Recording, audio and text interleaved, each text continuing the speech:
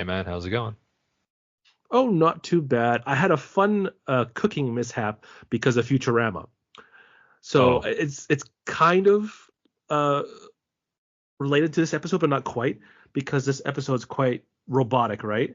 And for some right. reason, I went back in time in my mind to the episode where Bender was broken and he was with Beck singing. Do you Right. remember the Art and Garfunkel robot or whatever? The The Cylon? Yeah. Rosemary and Thyme song, right? Oh, sure. Yeah, yeah, yeah. So I'm making homemade ginger ale. So I had ginger, like slices of ginger, some lemon zest, and some stuff, and a spice. Mhm. I couldn't find the spice, but I'm like, oh yeah, I remember what it is. And then for some reason that song, Rosemary and Thyme, Oh, came in. just stuck in your Yes. So I grabbed thyme to put it in Right. this thing, right? And then I realized halfway through cooking it, like, this doesn't smell right. So I Right. find the recipe. I'm like, it's rosemary. So I mixed rosemary with thyme because that stupid song was stuck in my head. That Because song. I just watched this video that day because you said to get ahead of it. I'm like, yeah, I'll watch it today. I'll watch it tomorrow too. So Right. I screwed up my ginger ale. It still tastes pretty good, but the aromatics of it are off because I used thyme instead of rosemary. Well, Stupid Futurama. I love you damn lots, but you made me Futurama. screw Yeah. up. Even Damn though it you, was technically Futurama. Art and Garfunkel, but I heard the robotic version. So yeah. Right. So that's my little long tale of mishap because of Futurama. For sure, for sure. So how are And you? yeah, no, I'm good. I'm good. And hopefully everyone else is. Welcome back to Bite My Shiny Metal cast. Season Uh, 5 Season 5. for Wow, the Futurama. end of the original run of the Fox run here. Yeah, so season 5 episode 1, Crimes of the Hot. Yes, and if anybody likes to listen and talk Futurama, please like and subscribe. We really appreciate it. There's a What lot of episode really is this good for us? things. This is episode 54 or something of our of 57. our 57. 57. Oh wow, okay. Yeah. 57 of our actual podcast. And so yeah, no, there's a lot of really good things to like about this episode. Um it starts off here, the opening caption, known to cause insanity in laboratory mice. And we open on a very hot day in New York, one of the hottest of all time. And we have the crew outside, all of them basically, I think, minus Scruffy. They're all there trying to, I think they're going to have like a pool party or something, or they're going to sit in a pool. Fun little joke that it's add water to like something that will create pool water or something. Fun little Well, gimmick. you know those like old oh, I can't even remember what they're called, but they were like little things that you would buy at like the grocery store, or like the dollar store. Yes, he said it expands with the water and Yeah, everything. you But soak them in that's water, they expand. that's what this is. But it's funny because it's water doing that to water. Yeah, yeah. So that's the silly thing. Science. But it turns out that Nibbler is super thirsty, so he wants to obviously drink the pool water. And Nibbler has like a stomach that's basically a black hole, so he just drinks the Basically. entire thing, burps out all the chlorine or whatever, so they have no ability to actually sit in the pool. So a fun little opener there. But I do as like it. It's they're good to see the whole crew, yeah, yeah, with Nibbler. well, I do, they have like little jokes here and there, like, oh yeah, hey, what is it, fries? Fries But things like how hot is it? It's so well, hot yeah, thing, he whatever. has this weird Johnny thing about Carson said being it. yeah, he has this thing about being a comedian for this episode. He does this a couple times, but Yeah. any case, later the professor, they're all sitting inside in the headquarters area, right, their meeting room, and the professor shows them a movie, right? It's called like Global Warming, right, or None Crimes of Like the It Hot. Hot, right? None Yeah. like no, Oh, okay, None sorry. Like It Hot. This episode is Yeah. called Crimes Yeah, of that's my the my Hot. bad. This is None Like It Hot. I do But like this with Bender though, because I can't remember yeah, the old timey reels yeah, like the from projector, 100 yeah, years ago projector. yeah. Bender can still has the technology to do that with his hands holding the spools, and then it goes through his head and then projects out his eyes. And 1,000 years later, they're still making movies. Yeah, they're still doing that. Yeah. And it's black and white, and it's little Susie with like her like futuristic little dress, but not really. She's eating an ice cream cone out of one of those old fancy 1950s diners or whatever. And the guy who's like, it's not. It's you're Not probably to wondering foreigners. what melted your ice cream. It's not the foreigners. Like, and that's Billy West, right? We figured this out Yeah. last time. That's definitely Billy West. I do like this crimes or None Like It Hot global warming thing, because I like his like explanation, like the sunbeams come down and then the greenhouse gases are like mobsters, so they just keep on beating on this like sun ray guy, and he's just a nice little guy or whatever. And he says like they're rotting carcasses like surrounding Yeah. Earth. Like it's I do so love this very graphic. cartoony Yeah, explanation of so global funny. warming. It's just like, yeah, that's how I treat it too, as a cartoon joke. Ha ha Ha, ha ha, ha. But it is absolutely a thing. It's just it's in a process of it's hard for people to understand the differences between climate and weather. So you have people denying it, but it's obviously the overall temperature of the planet has changed, but it's definitely not as graphic as it's being said by one side, but it's not non-existent as the other side is saying. So it's somewhere in between, as the truth normally is. But I will say, at the end of this, when he's explaining what their most handsomest politicians decided to do was to drop a large ice cube sometime in the year 2063. So in our lifetime, Mitchell, we are probably, if We'll be in our Futurama 70s at that predict this, point. yep, and we are going to see them not only drop a giant ice cube into the ocean, but they're also going to mine a comet in order to do it. So we need the technology to do so. So we're moving upwards in the world, I suppose. But yeah, since 2063, Earth has been dropping a giant ice cube into the oceans as it melts to balance out the environment, right? So after they finish the video, we have President of Earth Richard Nixon call them, and he hires them or whatever, forces them to deliver the ice, right? So they have to travel to Halley's Comet to do so. We get another shot, of course, of Halley's? Halley's Comet. Halley's Comet. That was Halley's. Whatever. Haley. Yeah. So do you remember you and I talked about this beforehand? Every time they're transporting something on the ship, like it's part of the ship at this point for whatever like the story needs it, they never have it on the bottom. Even though that's where like their hook and their crane and everything is, they always somehow get up to the top, and we never actually see it get up there. But in any case, like the gravity ray and gravity, stuff like that. yeah, and whatever else you want to. I mean, tons of stuff that they've delivered. Nothing comes to the top of my head. But, I'm put on the spot. Yeah, except for the gravity pump, which we've seen in the other episode, right?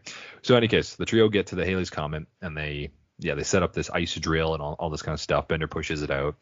And he pushes the button. It's kind of like one of those ice dispensers. It's like a giant ice dispenser, which is kind of a funny little gag as well. But as he pushes the button and they're trying to get the ice to come out, nothing comes out. So it seems that they have mined out Halley's Comet of ice, and that seems to be like the closest thing or the only one they know about. Even though they could fly to, Pluto.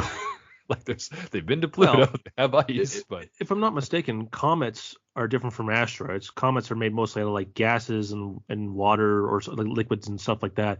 So they just got to find another comet. Yeah. It's not that big of a deal. It's not like as if the universe is empty. That's what I was saying. I was thinking like in the Futurama universe where they can travel like around the anywhere, galaxy like in days, if not in hours, they could just go to Pluto, which they did in a previous episode, and grab like one of their ice or Neptune, which is closer technically. They could do anything, but for the plot, right? So the heat wave continues because they can't have ice now, and so they've told the rest of the world. Now they're watching the news. They're watching Morbo and Linda. It's great to see Morbo again. I love his what does it say? Like head sack or something like that. Morbo is pleased but sticky. I just like that line in his like voice or whatever. So we see that Earth is having problems obviously with everything, and one of these problems revolves around turtles. Okay, these turtles have escaped Africa because it's just become too hot, and they're heading to Denmark. They've gone north. So there's a funny joke that Bender seems to have a affinity for turtles because he sees them kind of like himself. More so, he has a hard shell because he's a robot and they have a shell, but also apparently he has an issue with getting up. If he falls on his back, he gets straight on his back. Every time we've seen him in the past when he's been on his back, as Fry points out, Bender gets up no problem. In fact, he puts his arms back on without anybody helping him. But whatever the case, he's always slightly on his side, he says. Right, to explain that away. Shade of the lamp, if you will. So he leaves, and he actually goes to save a turtle. Now, while they had tested this weakness, the group of them, because he had returned with the turtle and everything, they tested this weakness on Bender, and it turned out to be true for the time. We get a robot ambulance vehicle thing drive by and saying like, we need all scientists. All Attention, scientists. all scientists. Yeah. Yeah, we are like just some. There must be thousands of these trucks just driving around all the cities in the world or whatever. But all scientists of Earth, we're all meeting in Kyoto, Japan, to have a science convention that will talk about stopping global warming and all this climate crisis once and for all. What constitutes a scientist though in the Futurama? Because like. Not the person who has homeopathic medicine. Yeah, you have a doctorate in Jack, and then it squirts water out of like a fire hose. And he squirts them with water or whatever. Yeah, exactly. I think it was homeopathic medicine, right? Yeah. Yeah. So it does make that joke, and I do love it. I do too. So, any case, as they get this announcement and everything, like, oh, hey, professor, you're a professor. Why don't you go and try and help them solve this? And the professor is oddly coy about it. He doesn't want to go. He's making excuses. It seems like he's up to something, to which Hermes kind of alludes to as well. I haven't seen you act this weird until I found those ape bones in the closet or whatever. Bones, yeah. So, any case, the professor, I guess, convinces himself to go. So they end up going to Kyoto. Now, on a side note, right? You and I have been to Japan. A few of our friends been to Japan. 13 years ago, yeah. It's been a while. I've been there more recently, but you've only been to Tokyo, if I'm not mistaken. Wherever we were, yeah. You only went to Tokyo, yeah. And on the outskirts of Tokyo and everything. I have been to Kyoto. Most of Japan, yeah. I have bbeen to Kyoto before. Kyoto is really, really cool. I'd say it's actually cooler than Tokyo in some regards, but this is like, I stress this point because in the shot where we're getting, all these scientists showing up and everything, no Japanese people. How undiverse, Anthony. It's very strange. For Japan. Or very diverse for Japan. Very diverse for and Kyoto, Japan. Like it's a very touristy spot nowadays, but I don't know.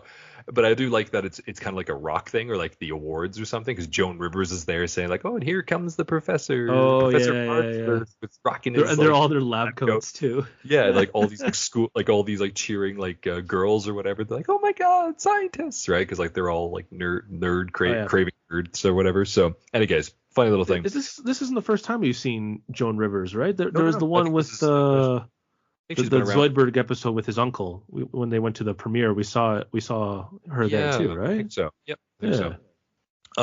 But yes, we have all of them showing up for the scientific convention, and who would be the one to do it but Al Gore? Al Gore is heading this one for his he's the MC, and he's also I guess he's a proponent for it. Like he's the one that also did in the past. He did Good.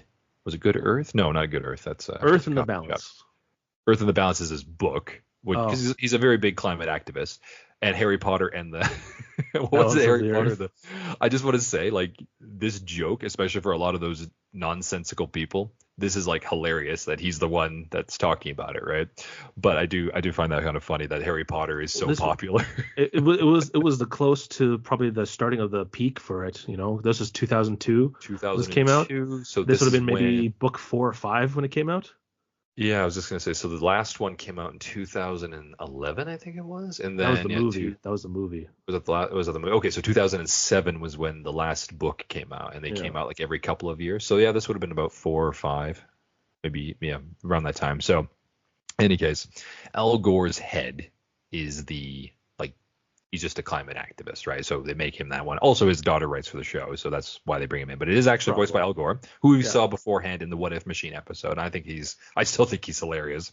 But in any case, as he's there, he offers everybody sapphires, and specifically moon sapphires, because apparently he's an emperor of the moon now. But he offers them sapphires, and the first person to come take the stage in order to try and offer their suggestion to how to defeat climate problems and all this kind of stuff is Wormstrom. Wormstrom. So he comes up and he actually designs a mirror, basically. That's like a satellite mirror that is going to reflect a lot of the sun rays. It's actually a pretty ingenious idea. However, it's kind of stupid. Because why would you need to reflect it back? You could just put something in front of it just to block it. Because that would block the sun, which they did with The Simpsons. You just need to block some of the sunlight. You don't need to reflect it elsewhere. But I think they can, because it's not supposed to just have the sun blocked. They want to use that radiation and that solar energy for other things, right? So I That think it's wasn't just to mentioned, reflect it though. off. Well, you can kind of figure that out though. Like, why else would you No, make it a mirror? You could figure it out yourself. You don't need to block it. Any case, no, doesn't it just matter. needs to block it. Point is, because it's in space and it doesn't actually have any space, there's no gravity or anything, so an easy little rock or comet hits it and knocks it down, which then reflects it off of the Yeah, screen. it's for the mirror. joke. It's for the joke. The It makes reflective it for a part. joke, I guess, that it turns into like a giant magnifying glass kind of thing, like reflecting Laser, heat. yeah. Turns into a laser and it basically burns through Kyoto. It is pretty good. So in any case, Warrenstrom is kicked off. So Al Gore asks for somebody else, and he was going to mention the professor, but the professor forces himself on afterwards because he feels too much guilt. But it turns out that Professor Farnsworth actually knows why the climate has become much worse in the most recent, in more recent years, like in the past 100 years or 75 years. It turns out because the professor worked at Mom's Friendly Robot Company, she encouraged him, quote unquote, encouraged him to make robots that were more, I guess, like more sports utility or whatever it was, but at the cost of emissions. So they weren't there producing, fine gases or carbon healthy gases or anything. They were just, drinking alcohol and sprouting out tons and tons of gas. And the more years went by, and robots became more and more popular from Mom's company, they just started amounting to more and more carbon. Thus, it's revealed that robots on Earth are the problem with the climate. So after he states this, Warrenstrom says, okay, well, then the main thing is that we need to destroy all robots.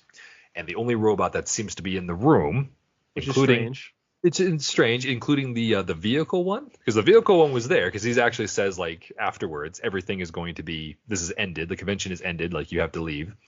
Bender is the only one in the audience that's a robot that tends to hear this. And so he's all sad and all this kind of stuff. So they return to the HQ afterwards, and Bender, after he's coaxed out of getting out of his little chest or whatever, like a turtle, another reason, like he's like a turtle, he gets email stating that from Nixon, he and every robot in the world, right, is invited to go to a party on the Galapagos Islands. They must attend. So they realize, yes, and for 2 days, they realize obviously this is a ploy, because obviously they know the truth, that the robots are Zoidberg not there for that. Yeah, Zoidberg has a fun thing of trying to figure it out. Yeah. We all figured that out, Zoidberg. I do like as well, because Zoidberg is also the one. Remember when they do the what if machine, right? And Leela has more impulse. It's Zoidberg who becomes the detective.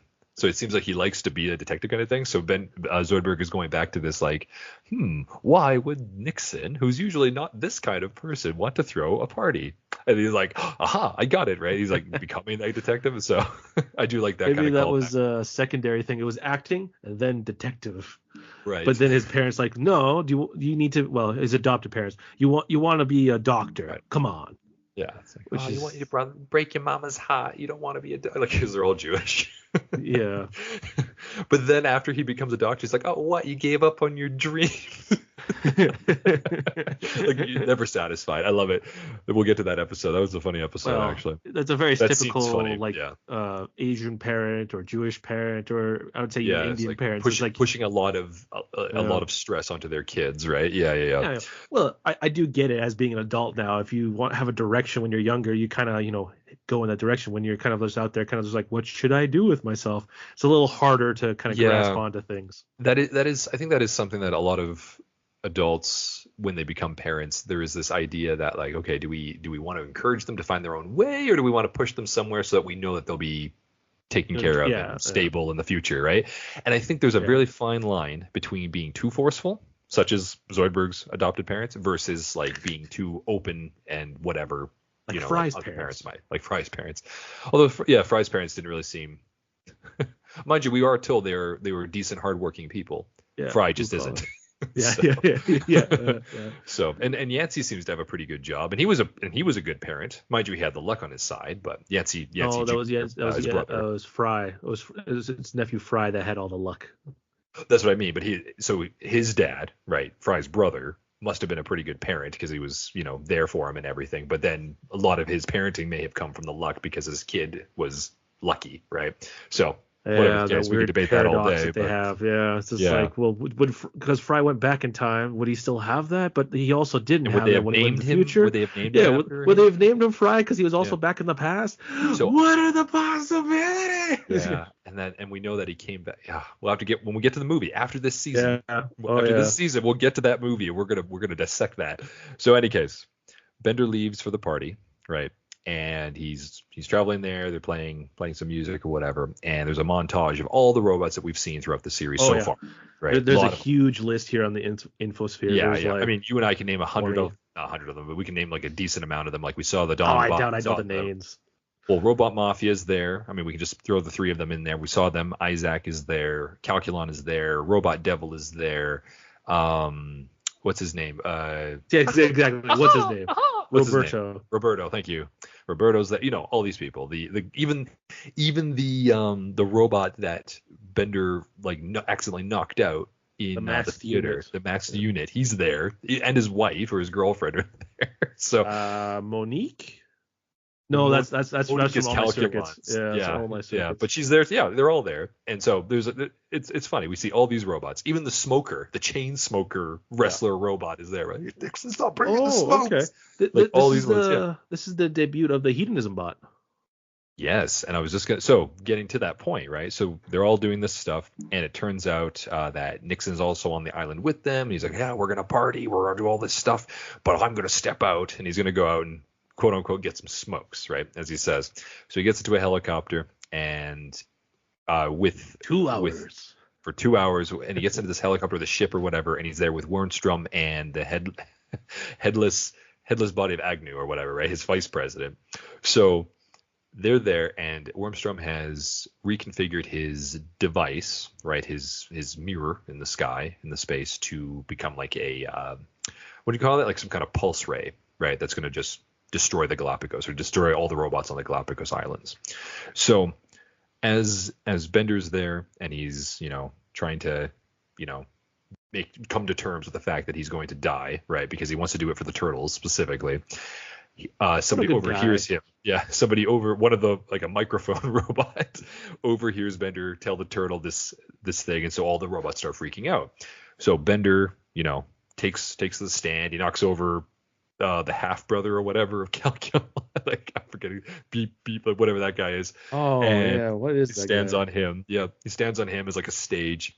And yes, this is the first instance we ever see of the hedonism bot, played by Maurice LaMarche. Yeah, does such a great job. He's so funny in the future. Yeah, and we get more and more of his life. That hedonism bot is just hilarious. So as Bender's like stating all these things, he mentions the turtles. The preacher bot, who's also there, says like, to hell with the turtles, because obviously they don't want to die. So Bender gets insulted, jumps down, they start fighting. Now, as they're fighting, the Planet Express ship shows up, and we get Fry and Leela, carrying the professor out. And the professor announces to everyone, hey, I have a way of saving your lives, and we can also reduce the heat on Earth and prevent the climate problems or global warming.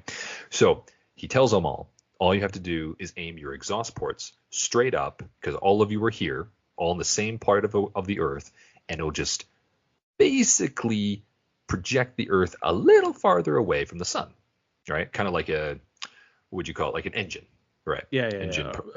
Our orbit would be further away from the sun. Slightly farther away from the sun, thus making it cooler. So all the robots listen to this, and they're like, okay, yeah, no problem. So they all point their exhausts up and everything. And what weird like exhaust ports they would be, because it's not like a car where it's just actually like still stuck on you. They actually have to transform a little bit in order to get the exhaust up, which is just such a weird thing to me. Some of the designs they did for it.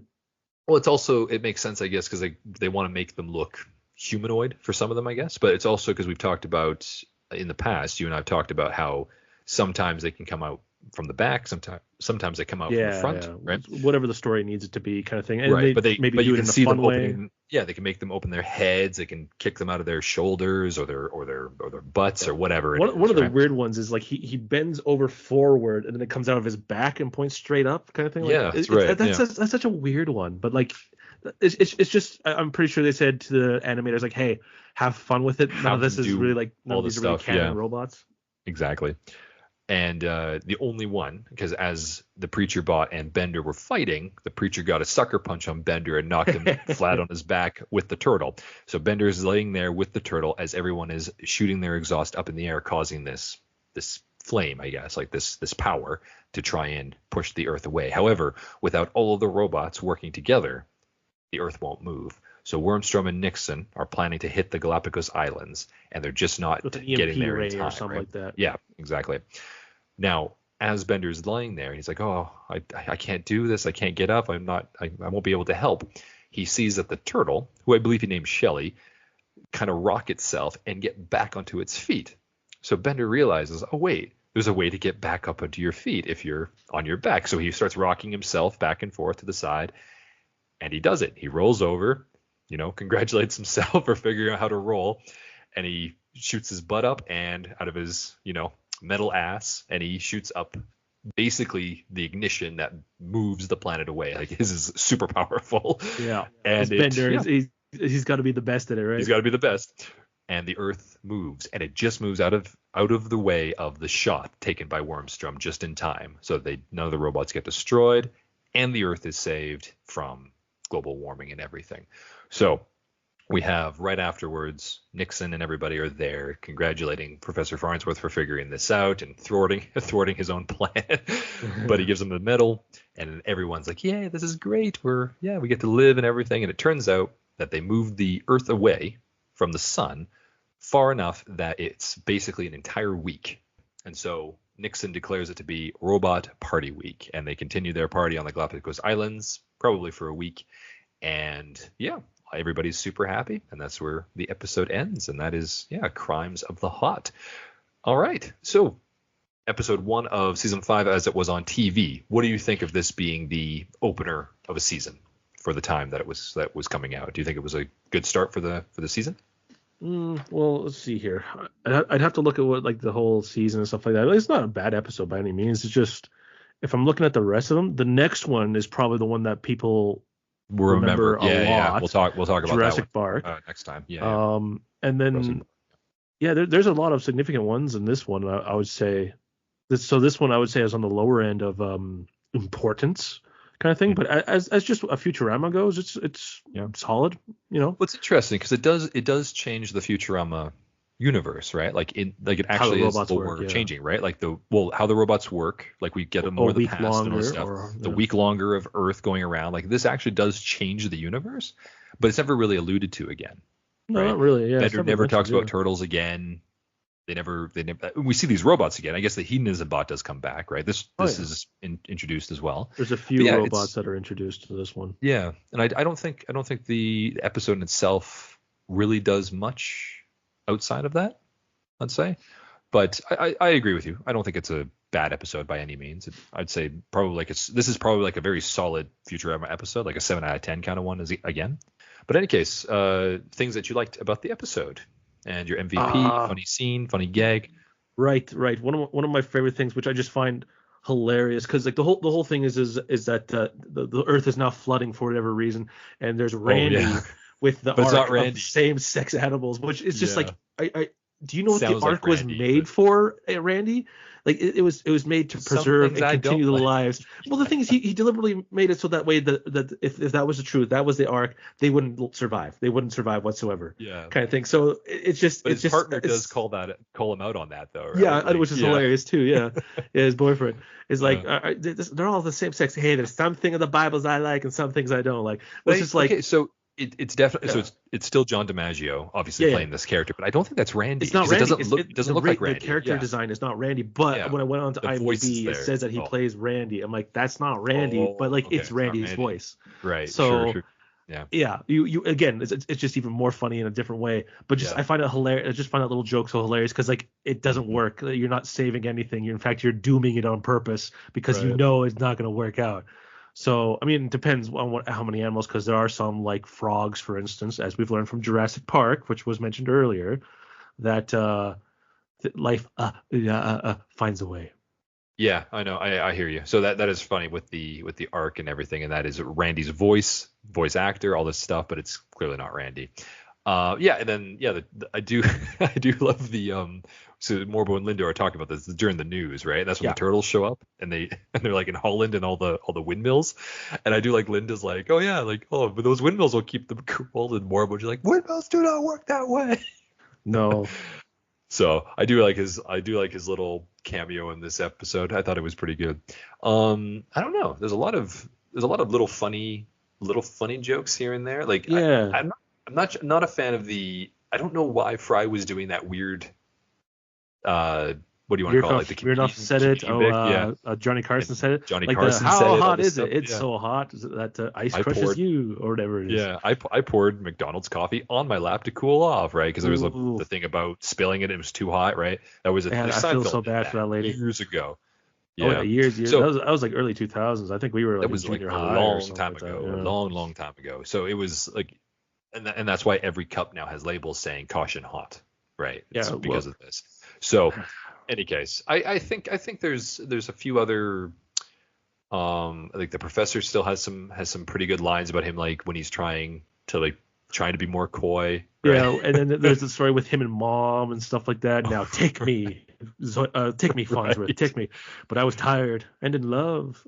Yeah, I didn't need to hear the part about that. It's like making out. Yeah, Al Gore's like, yeah, so, I didn't need that either. There's also from the Holy Grail of Monty Python, Tim or whatever it is, the evil wizard. Oh yeah, that's supposed to be him. Yeah? Like, Tim the Enchanter. Why is he even in here? Blue sapphires. Yes, I'll do that. Why is he? Okay. Because Well, you mean why is he a scientist, for one thing, when he's a magician? Because Al Gore says like we have to protect the climate and we have to protect it from dark wizards. Okay, there we go. Right? It's like, sure, blame the wizards. Yeah, that's because of that line. Yeah, he's only in there for 2 seconds, and then with the sapphires, he's like, I can, whatever he says, I can bring back the something of Kavach or something like that, right? I can't remember what the line is. It's some kind of nerd thing I'm not familiar with, but yes, that's why. And then that's the only time we ever see said Tim the Wizard thing, right? Yeah. Well, but it's just like they've never really ever done that for anything else, kind of thing. They've always either made up like an alien, like in that one thing where we went to the internet and they sold the Milky Way galaxy to evil. Oh yeah. The dictator thing. What is it, like not the impending evil, but like the most evil thing in the universe or something, whatever it was. That's his name, the evil incarnation of evil or something like that. Evil, right. He's like, oh yeah, well, check me or like credit me, Gary. It's like, yeah, that's fine. He's like, right. Yeah. So I feel like that's kind of a similar joke to this kind of thing, where it's just there to make someone laugh. Yeah. Kind of thing. Like here's a little one-liner thing. Yeah, it takes up 20 seconds that we needed. Oh, perfect. Yeah. So my favorite scene though, I remember it is what's your favorite? During the documentary scene though, and when once and for all, like the once and for all thing. But then when he says like, yeah, we always take a block of ice and we drop it right into the ocean, thus cooling the Earth's atmosphere. And then she's like, yeah, just like Daddy does in the morning with his drink. And then he gets mad. That's one of my favorite lines.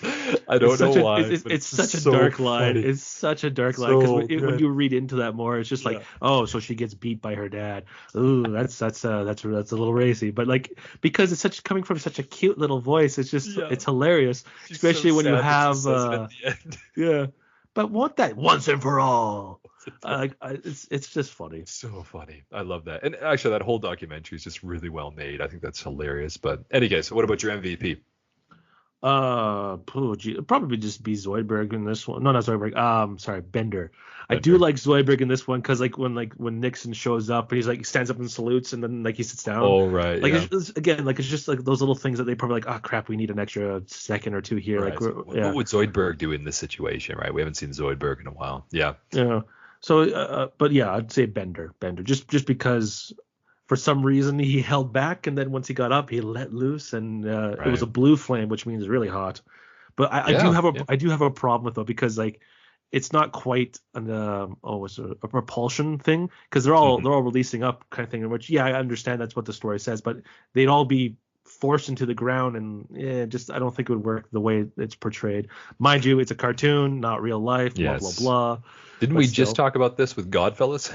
Not just, I guess it was a few weeks ago, but didn't we talk about this with Godfellas and how stupid that whole opening scene is, but it works for the sake of the episode, right? Yeah. So, I mean, yes, I agree. They would probably break into the Galapagos and like crush the islands versus actually like moving the Earth. But the poor turtles. For the sake of argument, right? We can say that. But yeah, no, I would say Bender was up there for me. I'm going to go Farnsworth.